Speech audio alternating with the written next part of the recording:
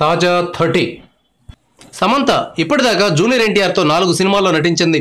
రభస, Brindavanam, Ramayya Vasthavayya, Janata garage సినిమాల్లో act చేసింది. వీటిలో Janata garage block buster hit అయింది.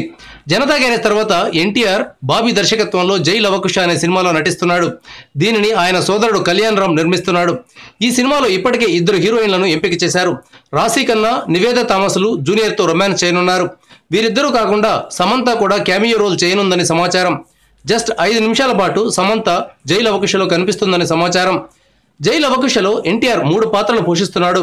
ఇందులో ఒక పాత్ర పక్కన సమంత కాసేపు మెరుస్తుందని తెలుస్తోంది. సమంత ఉంటే సినిమాకు ప్లస్ పాయింట్ అవుతుంది. ఆ ఉద్దేశంతోనే ఎన్టీఆర్ సమంతను సెలెక్ట్ చేసినట్లు తెలుస్తోంది. తన కెరీర్లోనే బిగ్గెస్ట్ హిట్ గా నిలిచిన జనతా గ్యారేజ్ లో హీరోయిన్ కావడం కూడా ఎన్టీఆర్ సమంత వైపు మొగ్గు చూపడానికి కారణమై ఉంటుంది.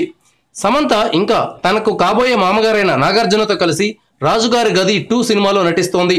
సావిత్రి సినిమాలో కూడా ఆమె కనిపించనుంది. ఇంకా సుకుమార్, రామ్ చరణ్ కాంబినేషన్లో వస్తున్న సినిమాలోనూ సమంత నటిస్తోంది.